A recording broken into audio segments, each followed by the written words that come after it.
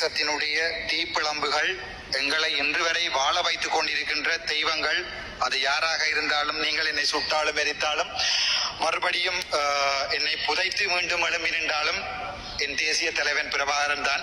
ஆகவே நான் திரும்ப திரும்ப அதை சொல்லவில்லை. அவர்களுடைய எங்களுடைய தேசத்தின் விதைகளுடைய கார்த்திகை மாத இந்த நாட்களிலே என்னுடைய தேச வீரர்களை மனதில் வைத்துக் கொண்டு இன்றைய தினம் கம்யூனிட்டி எம்பவர்மெண்ட் மற்றும் சமூக கட்டமைப்புகள் தொடர்பான அமைச்சிலே எனக்கு 11 நிமிடங்கள் தரப்பட்டிருக்கிறது. அதிலே முக்கியமாக ஒரு விடயம் ஒன்றை சொல்லணும். என்னென்றால், இன்றைய தினம் என்னை கொலை செய்வேன், புத்தளம் பெற்றேன், மரலதானுவா, நீ புத்தள பக்கத்தால் தானே போவாய், உன்னை சுடுவேன் கொள்வேன் என்று சொன்ன எங்களுடைய பாராளுமன்ற உறுப்பினர் அவர் இல்ல. என்ன கவலை என்றால், இந்த புத்தள மக்களுடைய விடயத்தை உண்மையாக சுகாதார அமைச்சருடைய காதிலே கேட்டுட்டேன் என்று சொல்லி என்னை கொலை செய்வேன் என்று சொல்லி இருக்கிறார். ஆனால் 39 வருஷம் பயப்படாத நாங்கள் அடாப்பா இனி பயப்பட போறோம், அது பரவாயில்லை. ஆகவே அது ஒன்று. இரண்டாவது, அந்த புத்தள வைத்தியசாலையை தரம் உயர்த்துவதாகவும் சொல்லியிருக்கிறார். அதிலையும் சந்தோஷம். உண்மையாகவே நானே அதை முஸ்லிம் மக்கள் அதிகமாக செறிந்து வாழுகின்ற பிரதேசம் பற்றி கதைக்கிறேன் என்றால், என்னுடைய தலைவன் விட்டு போன ஒரு கடமை, அவ்வளவுதான். என்னுடைய தலைவன் என்ற ஒரு நாள் யாழ்ப்பாணத்தில் இருந்து அவர்களை அனுப்பி இருக்கிறார்களா இருந்தால், அந்த கடமை, அந்த பழியை நிவர்த்தி செய்வதற்காக என்னுடைய ரத்த சகோதரர்களுக்காக 4 வசனம் இந்த பாராளுமன்றத்தில் கதைக்கிறேன். அவர்கள் உண்மையை சொல்லுகிறேன், அவ்வளவுதான். அதைவிட முக்கியமாக எங்களுடைய மலைய மக்கள் தொடர்பாகவும் நான் கருத்தை தெரிவித்திருந்த காரணம், அவர்களுக்கு குரல் இல்லை. அவர்களுக்காக வந்து நிற்பவர்கள் இங்கே கதைப்பதில்லை. இங்கே அவர்களுக்காக வந்திருக்கின்ற என்பிபி பாராளுமன்ற உறுப்பினர்கள் போகும்போது கப்பிலே தனக்குள்ள என்று சொல்வார்கள், புல்லுபட்டி கொண்டு போய் விற்கிற நிலைமையில தான் இருக்கிறார்கள். அவை கதைக்க வேண்டிய தேவை எனக்கு இருக்கிறது. உண்மையாகவே நான் சரியான கவலையோட சொல்றேன். எங்களுடைய சுனில் ஹந்தனத்தி அமைச்சர் அவர்களும் இருக்கிறார். இதுல யாழ்ப்பாணம் ஒரு காலத்துல தமிழீழம் இருக்கைகள்ல பொருண்மைய மேம்பாட்டு கழகம் என்று சொல்லி ஒன்று இருந்தது. உங்களுக்கு தெரியுமோ தெரியாது. நீங்கள் எல்லாம் அவங்களை கொலை செய்யணும் என்றதுக்காக 2005ஆம் ஆண்டு பெரபாலி, அதாவது வந்து நீங்கள் போரை தொடங்கும் கொண்டு ஆரம்பிச்சார்கள். அவை உங்களுக்கு தெரியாது, தெரிஞ்சாலும் தெரியாத மாதிரி இருப்பீங்கள். வடிவ தெளிவா சொல்ற பொருண்மைய மேம்பாட்டு கழகம் ஒன்று சிறந்த ஒரு அரசாங்கம் எங்களுடைய தேசிய தலைவர் வேலுப்பிள்ளை பிரபாகரன் நடத்தினவர். அதிலே சகல கட்டமைப்புகளும் இருந்தது. எங்களுக்கு பேங்க் இருந்தது, எல்லாம் இருந்தது, விவசாயம் துறந்தது, சகலையும் வச்சிருந்தாங்க. ஒரு அதற்கு முன்னர், தேசிய தலைவருக்கு முன்னர், கேகேஎஸ் ஃபேக்டரியாக இருக்கட்டும், ஒட்டி சுல்தான் டைல் ஃபேக்டரியாக இருக்கட்டும், அல்லது வந்து ஆணையரவு உப்பளமாக இருக்கட்டும், ஆணையரவு ரசாயன பரிச்ச இதா இருக்கட்டும், சகலமும் நிறைந்த ஒரு நாட்டில தான் நான் பிறந்து நான் தமிழீழம் என்கிற நாட்டில தான் நான் என்னுடைய கால் பதிஞ்சது 86ஆம் ஆண்டு. ஆகவே இப்போதும் கூட நான் தயவு செய்து இருகரம் கூப்பி கேட்கிறேன், தயவு செய்து வடக்குமானது இந்த முறை நான் சகலதையும் படிச்சு பார்த்துட்டு தான் கதைக்கிறேன். பாப்பா, போன முறை எங்களுக்கு சான்ஸ் இருந்தது, இதுல 2 வீதம் இருக்கு, 3 வீதம் இருக்கு, டிரைவர் வீதம் இருக்குன்னு சண்டை பிடிக்கிறதுக்கு. இந்த முறை ஒன்றுமே இல்லை. இதுல நீங்கள் போட்டுக்கிற இந்த பட்ஜெட்டை நான் அக்குவர் ஆணிவர், நான் இந்த மெடிசின் புத்தகங்களை கூட இப்படி வாசிச்சது இல்லை. ஒவ்வொரு பக்கமா வாசிச்சிருக்கிறேன். வடக்குமானதுக்கு ஒன்றுமே இல்லை.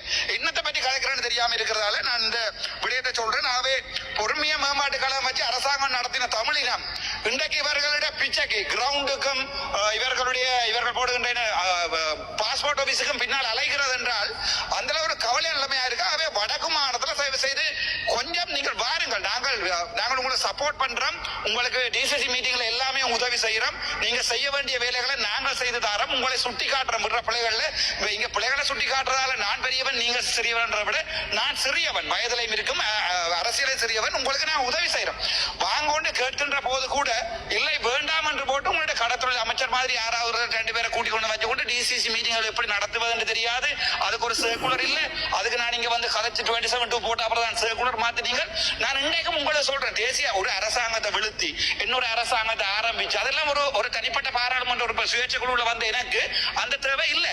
ஆகவே தயவு செய்து வழங்கிக் கொள்ளுங்கோ. இன்னும் 4 வருடம் உங்களுக்கு இருக்கிறது. இந்த பட்ஜெட்ல இல்லாட்டிலும் அடுத்த பட்ஜெட்லயாவது தயவு செய்து ஏதாவது வடக்கு மாநிலம், ஏன் நாங்கள் வடக்கு மாநிலம் என்று கேட்கிறோம், ஏன் கிழக்கு மாநிலம் என்று இதுவாதம் இல்லை. எங்களுடைய பாதைகளையும் எங்களுடைய வைத்தியசாலைகளையும் எங்களுடைய சந்தைகளையும் சுனில் கந்தனத்தி அமைச்சர் எல்லாம் வந்து பார்த்த நீங்கள் ஆகவே நீங்கள் அதுல பார்த்தா பிறகும் அதுக்கு ஒரு எக்ஸ்ட்ராவா ஒரு அடிஷனலா நீங்கள் ஒன்று செய்யலான்னா கவலையா இருக்கு. மற்றபடி உங்களோட எந்த கோபமோ இல்லாட்டி உங்களை பொய்யர்கள் காட்டுவதோ இந்த தேவையும் எனக்கு இல்லை. அதனாலதான் நான் அந்த விடயங்களை கதைக்கிறேன். வடக்கு மாநிலத்தில் அபிவிருத்தி கண்டு போன முறை 5000 மில்லியன் ஒதுக்கினீங்க, சந்தோஷப்பட்டு நாங்கள் எல்லாரும் என்ன பேசுகளை ஜனாதிபதிக்கு கூட நான் வாழ்த்து சொன்னான். அதுல இந்த முதல் கூட அர்ச்சனா நாயகர் சொல்லுங்க, அர்ச்சனாவுடைய முகத்தில் இருக்க சந்தோஷத்தை பாராட்டு கூட தன்னை உரையில கதைச்சிருக்கிறார். ஆனால் அந்த 5000 மில்லியன்ல எத்தனை வீதத்தை பாவிச்சேன்னு சொல்லுங்க. நாங்கள் டிசிசி மீட்டிங்ல பிரசிடண்டோட அடிபட்டு நேர ஐயா எங்களுக்கு பாதையில போட்டு தாங்க 5000 மில்லியன் கேட்டுனாங்க. கடைசியா அதுல 1000 மில்லியன் ஜாழ்ப்பாணம், கிளிநொச்சி, முல்லைத்தீவு எல்லாம் 1000 கொடுத்தது.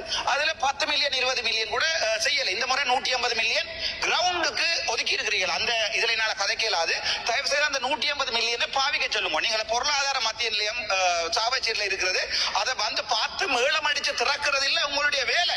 மேளம் அடிச்சு திறக்கிறது வந்து முன்னே அரசாங்கம். நீங்க சொன்னீங்க ரப்பர் வெட்ட மாட்டோம், மாலை போட மாட்டோம்னு பார்த்தா உங்களோட வசந்த சமரசிங்க வந்து மாலைகளையும் போட்டுக்கொண்டு அங்கேயும் போட்டுக்கொண்டு திரிகிறார்கள். அது இல்ல உங்களுடைய அரசாங்கம். நீங்க சொன்ன அபிவிருத்தி ஒரு வருஷம் கடந்துட்டு செய்யல. ஆகவே அந்த விடயத்துக்கு நாங்கள் வருவோம். சரி, அடுத்ததான் நான் ஒரு சில விடயங்களை கதைக்கணும். நான் இந்த கட்டாயம் இதில் கதைக்கணும் சிங்களத்தில் என்னென்றால் ඔබතුමාලා සමහර වෙලට හිතනවා ඇති මේ මම ඇවිල්ලා ඔයගොල්ලෝ කොහමරි ආණ්ඩුව පල්ලයට වැටිලා ඔයගොල්ලෝ මේ නැති කරලා මේම යනවා. අනිත් එක කත මේ ස්පීකර් එදා මම දැක්ක අපේ ජනාධිපතිතුමාත් කිව්වා මේ ආවුසන් දෙපා සිංහල දෙමළ ගැන කතා කරන්න එපා කියලා. මම ඒක පැහැදිලිවම ආයෙ කියන්න. මම ඉන්නේ දැන් තනිකර සිංහල පැතිවල් වල.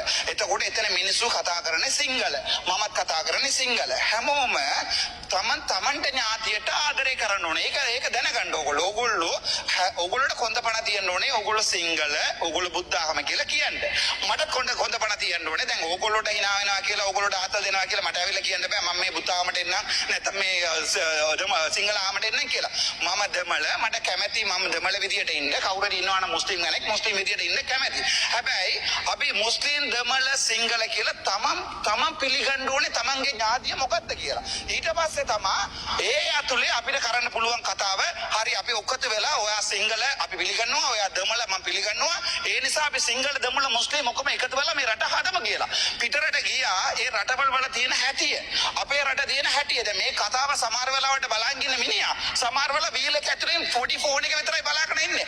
එතුමාලාගේ ජීවිතය කවදාවත් වෙනස් වෙන්නේ නැහැ. ඒක දැනගන්න. මේ වගේ ආයෙ බොරු කරලා ඔබතුමාලා කිව්වා නිර්ජන බන්දියේ ඔයගොල්ලෝ මේවා කරනවා කියලා. අන්තිමට ඔයගොල්ලෝගේ බඩ බලන්න. ඔයගොල්ලෝ නිර්ජන බන්දියේ වගේ ඔයගොල්ලෝ බඩ තියන්නේ නෑ. ඔයගොල්ලෝගේ කාර් එක තියන්න. මේ මම නමත් එක කියන්නේ මම වගේ අවිල්ලා මේ පාර්ලිමේන්තුවේ මගේ අපේ පුල්ලියාර දෙයියෝ වගේ එළියට යනවා අවුරුදු 4න් පස්සේ. ඔයගොල්ලෝ කනවා බොනවා අඩියක් ගන්නවා ඔක්කොම කරනවා. අන්තිමට ඔයගොල්ලෝ කැප්පුත් ඕනේ. හැබැයි කෑගන්න එපා බබා, කවුරුරි බබා කෑ ගන්නවා. මම හිතන්නේ කවුරුරි කිරිපොත දෙන්නේ.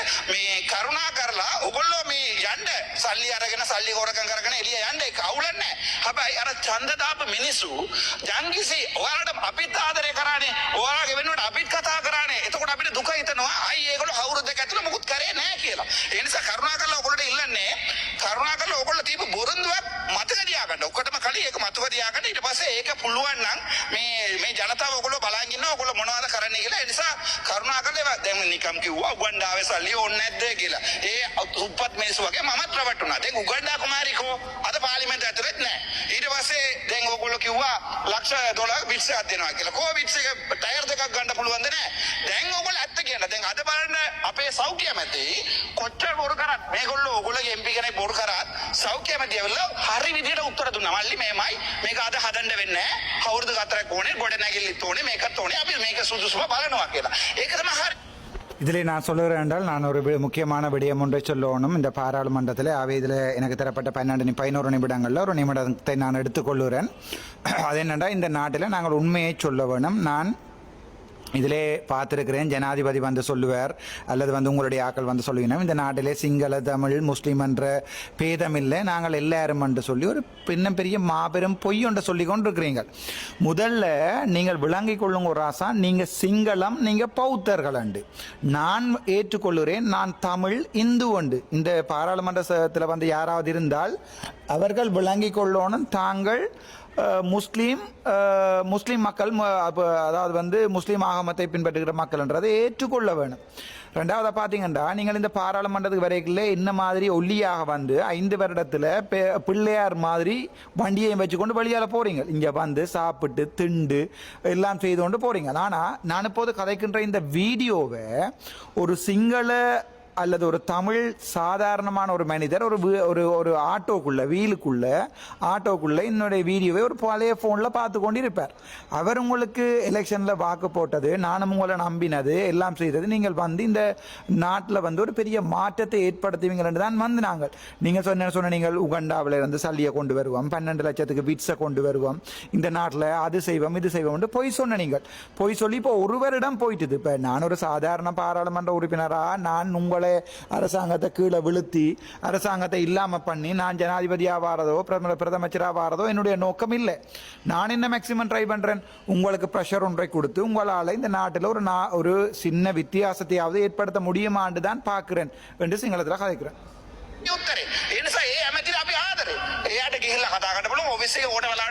அப்ப நான் சொல்றேன், இந்த காலமைக்கு பாருங்க, உங்களோட முஸ்லீம் பாராளுமன்ற உறுப்பினர் சொன்ன பொய்க்கு நான் போட்ட 27 கேள்விக்கு புத்தள வைத்தியசாலை தொடர்பாக சௌக்கிய அமைச்சர், அதாவது வந்து சௌக்கிய அமைத்தி அல்லது சுகாதார அமைச்சர் தெளிவான பதில்களை தந்திருக்கிறார். நாங்கள் இதை செய்வோம் இதை செய்ய மாட்டோம் என்கிற தெளிவான பதில்களை தந்திருக்கிறார். ஆகவே தயவு செய்து அந்த மாதிரியான உண்மையான விடயங்களை கதைங்கோ. உதாரணத்துக்கு சுகாதார அமைச்சர் ஆஃபீஸை நான் திறந்து கொண்டு போய் அமைச்சரோட கதை கேளும். ஆனால் உங்களோட கதை கேளுமா? இயலாது. மட்டாக்கள் வந்து பெரிய தலையாலையும் நடந்து கொண்டு போறாக்கள். ஆகவே நீங்கள் அந்த எண்ணங்கள் எல்லாத்தையும் மாற்றி மாறுங்கோ. உங்களுக்கு நாங்கள் சப்போர்ட் பண்ணுறோம். வடக்கு மாநிலத்துக்கு வாங்கோ. வடக்கு மாநிலத்தில் வந்து நீங்கள் என்ன சொன்னீங்க, பொருளாதார மத்திய நிலையம் சாவச்சியில் இருக்குன்னு சொல்லி நீங்கள் அதை திறந்து பெருசாக ஏதோ செய்ய போகிறோன்னு திறந்து மாலையே போட்டிகள். கடைசியாக இப்போ பொருளாதார மத்திய நிலையம் திருப்பியும் மூடியாச்சு. ஆகவே அந்த மாதிரியான பொய் வேலை, உதாரணத்துக்கு வடக்கில் வந்து நீங்கள் நினைச்சிருக்க கிரிக்கெட் கிரவுண்டுக்கு கல் நட்டிங்க, எங்கே போன அந்த கிரிக்கெட் கிரவுண்ட், அதுக்கு பிறகு சொன்னீங்க நாங்கள் என்ன சாமான் பாஸ்போர்ட் ஆஃபீஸ் வந்து யாழ்ப்பாணத்தில் திறக்கிறோம். அவை தயவுசெய்து விளங்கிக் கொள்ளுங்க. அதில் இந்த நாட்டின் அபிவிருத்தி, கஷ்டப்பட்ட மக்களுடைய வாழ்க்கையில் மாற்றங்களை கொண்டு வரது தான் அபிவிருத்தி என்று சொல்கிறேன். You have 2 minutes more. 8:29 8:30 ගිහිල්ලා තියෙන සපඩලම තියෙනවා. හරි. මම මේ ස්ට්‍රයිපර්ස් ඔක්කොම තියාගෙන ඉන්නේ. thank you. හැබැයි අපි ඔයාලට අද නිකම් බලන්නකෝ. ඔයගොල්ලෝ කියනවා මේ ජාති නෑ, බාදි නෑ, මේ ආගම් ભેද නෑ, මොකුත් නෑ කියලා. මේ පාර්ලිමේන්තුව ඇතුලේ තියන්නේ පුදු පිළිම. මේ පුල්ලියර දෙයියෝ තියනවාද? මට කියන තියන්න පුළුවන් ද අතනි පුල්ලියර දෙයියෝ? ඒ නිසා මම அப்போ நான் சொல்கிறேன், நீங்கள் சொல்கிறீங்க இங்கே இப்போ இன வேறுபாடு இல்லை, மத வேறுபாடு இல்லை, மொழி வேறுபாடு இல்லைன்னு சொல்கிறீங்க. ஆனால் இந்த பாராளுமன்றத்துக்குள்ளுக்குள்ளே இருக்கிறது வந்து புத்தர் சிலை. என்னால் கொண்டு அதில் ஒரு பிள்ளையார் சிலையை வைக்கலுமா? அதை சிங்களத்திலையும் கேட்டிருக்கேன். இல்லை. ஆகவே ஏற்றுக்கொள்ளுங்கோ. நீங்கள் மெஜாரிட்டியாக வாழ்கிறன்றதையும் நாங்கள் ஏற்றுக்கொள்கிறோம். நீங்கள் இந்த ஒரு இதில் என்னுடைய ஆகமத்தை இந்த பாராளுமன்றத்தில் வைக்கலுமா? என்னால் இயலாது. ஆகவே நீங்கள் இடம் விட மாட்டீங்கன்னு கதைக்கிறேன். සිංහල ජනතා කියලා ඒ නිසා ඕගොල්ලෝ මේක ඕගොල්ලෝගේ රට කිව්වොත් තියාගන්න අපිට එපා. ඕගොල්ලෝ අපේව ආදරේ. அப்போ நான் சொல்கிறேன், நீங்கள் இதில் பெரும்பான்மையான மக்கள் சிங்கள மக்கள் இருக்கிறபடியா நீங்கள் இது சிங்கள நாடு பௌத்த நாடு என்று சொல்கிறேன்டா சரியா வச்சுக்கொள்ளுங்கடா. எங்களுக்கு வேண்டாம். நாங்கள் போய் கடலில் விழுந்து சாகுறோம். எங்களுக்கு இருக்கிற இடம் இல்லை. எங்கள்ட பூர்வீக மாநிலங்களை எல்லாத்தையும் மாற்ற போகிறீங்க, நீங்கள் எல்லாத்தையும் செய்ய போகிறீங்கடா. தயவு செய்து சிந்திங்கோ ஒன்று சிங்களத்தில் பேசுகிறேன். මූදීන් කියලා වැටලවත් මරන්න. ඒක ප්‍රශ්නේ නෑ. හැබැයි අපි ඔයාලට ආදරේ. අපි ඔයාලට ආදරේ. ඔයාලගේ භාෂාවෙන් කියනවා අපි කවදාවත් ජාතිවාදී මේක උසන්න දැන් මේ පරමාලිය කියන්නේ ඒකින් උස. அப்போ நான் சொல்கிறேன், நாங்கள் உங்களோட அன்பாக இருக்க விரும்புகிறோம். நாங்கள் உங்களை விரும்புகிறோம், உங்களை காதலிக்கிறோம், ஆதரே. ஆகவே தயவு செய்து விளங்கிக் கொள்ளுங்க. எங்களுக்கு இந்த நாட்டில் உங்களோட சந்தோஷமாக சமமாக வாழ ஆசை. இல்லைண்டா சொல்லுங்கடாப்பா, போய் கடலில் விழுந்து சாகுறோம் நாங்கள். உங்களுக்கு நாங்கள் தேவை இல்லைண்டா சொல்லுங்கோ என்று சொல்லி அவர்கள்ட்ட நேரடியாக கதைக்கிறோம் சிங்களத்தில். இந்த கௌரவ உற்சாக කරනවා නම් අපි ඕගොල්ලෝගේ පැත්තට වාඩිලා ඉන්නවා. හැබැයි පිළිගන්න මන් දෙපළ කියලා. ඔයා මුස්ලිම් කියලා ඔයා මේ බුද්ධ ආගම කියලා පිළිගන්න බොරු කියන්නේ පරාටට. අපි அப்போ நான் சொல்கிறேன், இந்த நாட்டில் வேறு யாராவது இந்த மதங்களை ஏற்படுத்தி மதங்களுக்குள்ளால பிளவுகள் ஏற்படுத்தப்படுகின்றால், இப்போ இன்றைக்கு வந்து நுகையகுடையில் பேரணி நடக்குது, அதுகளுக்கு நாங்கள் போய் சப்போர்ட் பண்ணல. மதங்களையும் உயர்த்தி வச்சுக்கொண்டு இங்கே இனங்களை பிரிக்கிறாங்களோ அதை நான் ஏற்றுக்கொள்ளல. நாங்கள் உங்களுக்கு சப்போர்ட் பண்ணுறோம். இந்த நாட்டில் நீங்கள் உண்மையாகவே இனம் மதம் மொழி இல்லை என்று சொல்கிறேன்டா அதை செய்து காட்டுங்கடாப்பா. அதை விட்டு போட்டு சும்மா வாய்மொழியில் மட்டும் செய்யக்கூடாதுன்னு சொல்கிறேன். කිව්වේ මොකද්ද? මේ රටේ සිංහල නෑ, දමල නෑ, මුස්ලිම් නෑ, අපි ඔක්කොම එකයි කියලා එකට ඇරියා. අපි කියන්නේ ඔයගොල්ලෝ ඒක.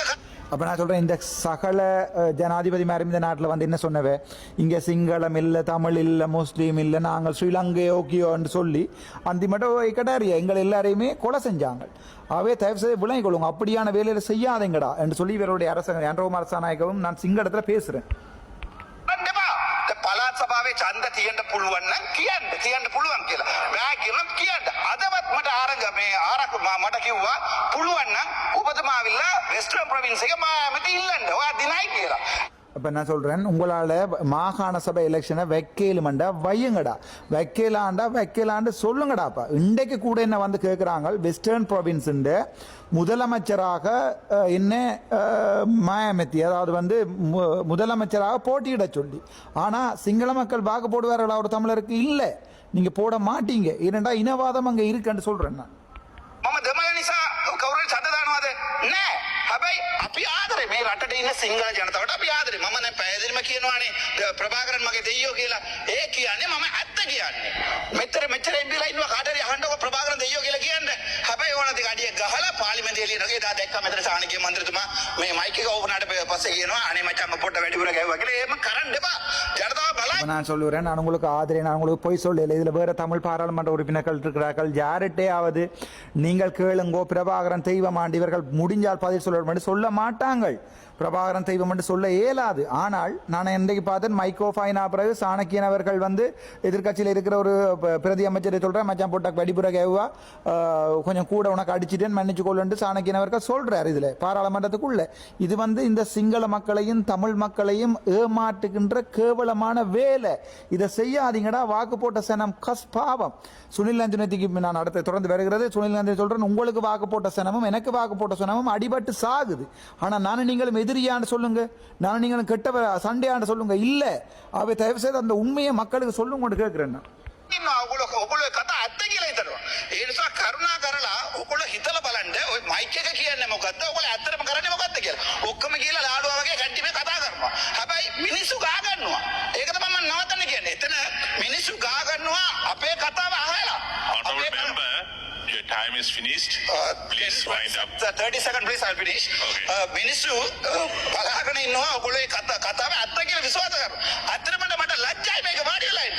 මේක කද සුනිල් අයියා මට කියන්නකෝ මම තරහයිද කියලා.